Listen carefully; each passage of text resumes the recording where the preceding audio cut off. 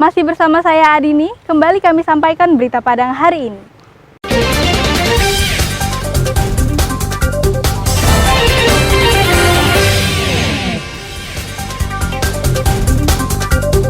Eksekusi tanah dan warung di Kota Pariaman diwarnai kericuhan. 3 pelaku pencurian di toko bangunan ditangkap tim Opsnal Polsek Kota Bukit Tinggi. Bulog di Sumbar, pastikan persediaan beras selama Ramadan dan Idul Fitri aman.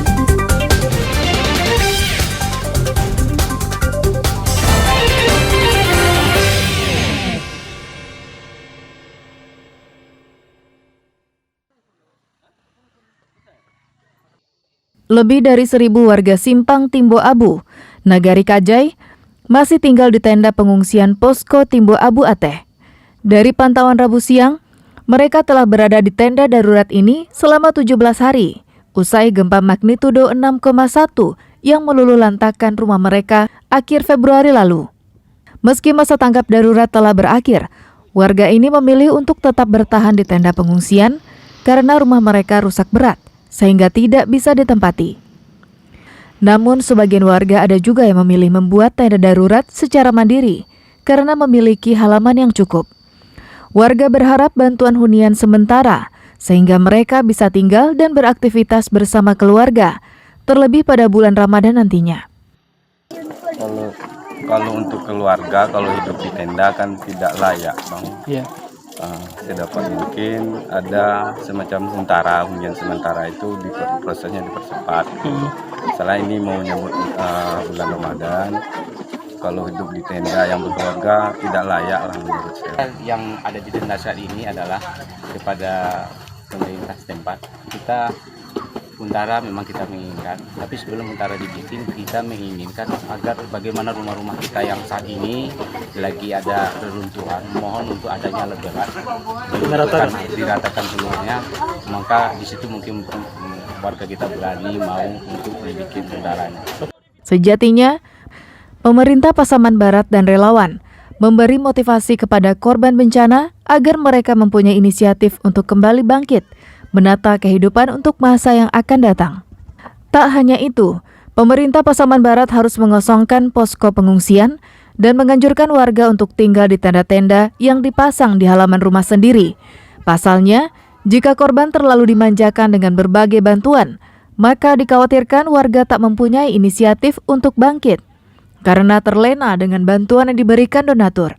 Safaatul Ulum melaporkan dari Pasaman Barat.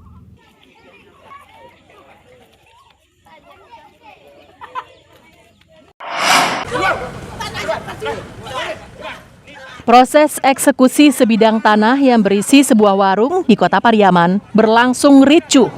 Pihak tergugat menghalangi petugas ketika hendak melakukan eksekusi karena dianggap cacat hukum. Suasana mulai memanas ketika jurusita Pengadilan Negeri Pariaman membacakan hasil keputusan Pengadilan Negeri Pariaman terhadap objek perkara di atas tanah seluas lebih dari 2.000 meter persegi. Pihak tergugat berusaha menghalangi petugas ketika hendak melakukan eksekusi. Kericuhan pun tak bisa dihindarkan. Beberapa anggota keluarga tergugat terpaksa dibawa keluar dari objek eksekusi. Setelah itu, petugas mengeluarkan barang-barang dari dalam warung yang menjadi objek perkara. Tak terima atas eksekusi ini, pihak tergugat kembali berusaha menghalangi ketika alat berat hendak merobohkan bangunan. Namun, upaya mereka kembali gagal karena ditahan dan dibawa petugas keluar dari objek perkara. Eksekusi dilakukan berdasarkan keputusan berkekuatan hukum tetap dari Pengadilan Negeri Pariaman terhadap perkara ini. Eksekusi itu perkara yang telah mempunyai kekuatan hukum tetap. Perkara perdata nomor 60 PDTG 2019 BN Pariaman. Proses hukumnya itu udah dari tahun 2019. Pihak tergugat menilai eksekusi ini cacat hukum karena tidak ada transaksi jual beli di tanah pusaka tinggi dan mengaku belum pernah menerima uang jual beli atas objek perkara. Tidak ada, tidak boleh. Ini karena pusaka tinggi tidak ada dijual. Tidak boleh dijual karena ada surat keterangan 79 tadi. Tidak boleh dijual beli. Berarti kan? Berarti uangnya belum diberikan ya? Belum diberikan, ya kan? Nah, jadi para hakim ya boleh katakan kurang profesional, ya, untuk masalah perdata ini. Sengketa ini terjadi antara pihak penggugat atas nama Zahirman dengan Sarifah Alam sebagai pihak tergugat. Karena merasa dirugikan, pihak tergugat rencananya akan melakukan gugatan balik melalui PT UN dan Pengadilan Negeri Pariaman. Eki Rafki melaporkan dari Pariaman.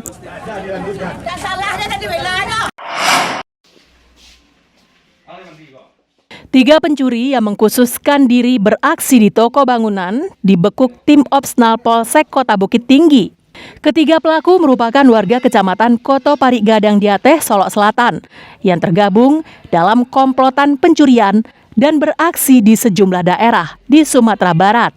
Saat penangkapan, tim Polsek Kota Bukit Tinggi dibantu polisi dari daerah lainnya berhasil menyita peralatan yang digunakan pelaku saat beraksi, seperti mobil bak terbuka, gunting besi, pisau, dan linggis. Aksi pelaku terungkap setelah pemilik toko bangunan melaporkan kasus pencurian yang dialaminya pada awal tahun ini. Saat itu pelaku berhasil menggasak 90 kodi atap seng dengan nilai lebih dari 100 juta rupiah. Dari hasil rekaman kamera pengintai, pelaku beraksi pada hari libur dan toko berada dalam keadaan kosong.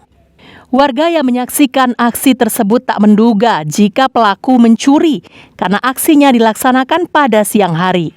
Saat beraksi, pelaku bersikap seolah-olah pegawai toko tersebut yang mengambil barang untuk diantarkan ke pembeli. Pelaku ini, rombongan ini bukan mereka bertiga, tapi mereka itu adalah 9 kelompok, tapi bergerak itu cenderung 2 mobil, artinya 3-3. Nah, yang mereka gunakan untuk melakukan kegiatan mereka itu membuka toko bangunan yang tidak ada penghuninya. Di mana pelaku yang kita tangkap ini mereka dari Riau menuju ke Payakumbuh atau 50 kota. Nah, untuk melakukan pencurian lagi. Memang mereka ini adalah spesialis toko bangunan yang mereka kejar. Hasil pemeriksaan, pelaku mengaku telah menggasak 2 buah toko bangunan di Bukit Tinggi dengan hasil ratusan juta rupiah. Uang hasil penjualan barang curian itu mereka bagi dan digunakan untuk berfoya-foya. Saat ini, tim Opsnal Polsek Kota Bukit Tinggi masih melakukan pengembangan untuk menemukan orang-orang yang terlibat dalam kasus ini.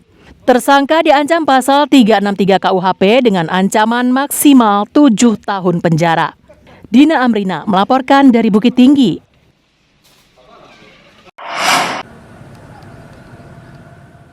Badan Urusan Logistik Divisi Regional Sumatera Barat memastikan persediaan beras jelang Ramadan bahkan hingga 3 bulan ke depan dalam keadaan aman. 7.000 ton beras Bulog saat ini tersimpan rapi di gudang-gudang milik Bulog yang tersebar di beberapa daerah di Sumatera Barat. Seperti yang terlihat di salah satu gudangnya di daerah Mata Air, Padang Selatan. Menurut Kepala Divisi Regional Bulog Sumbar, selain 7.000 ton beras yang sudah ada, pihaknya akan menerima beras cadangan pemerintah yang akan didistribusikan untuk masyarakat, terutama warga yang terdampak bencana, seperti di Pasaman Barat. Catatan Bulog, harga beras saat ini relatif stabil. Seperti beras jenis medium, saat ini dijual Rp8.300 per kilogram. Sedangkan untuk beras jenis premium dijual dengan harga Rp11.000 per kilogram. Harga tersebut dianggap masih stabil dan tidak terjadi kenaikan. Sedangkan permintaan juga masih normal.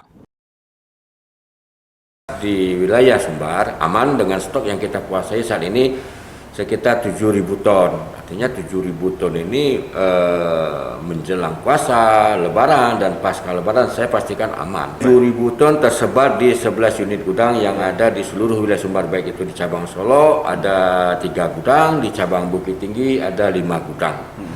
Jadi saya pastikan untuk beras masyarakat nggak usah takut, nggak usah panik, nggak usah khawatir kalau terhadap beras. Dan sampai sekarang pun harga beras juga masih stabil. Biasanya mendekati bulan suci Ramadan, harga kebutuhan pokok seperti beras sering terjadi lonjakan. Untuk mengatasinya, Bulog saat ini tengah melakukan pengawasan harga kebutuhan di pasar-pasar di Sumatera Barat. Jika terjadi gejolak atau kenaikan harga, Bulog langsung melakukan operasi pasar sehingga harga kebutuhan pokok tetap bisa dikendalikan. Dari Padang, Robi Ham melaporkan.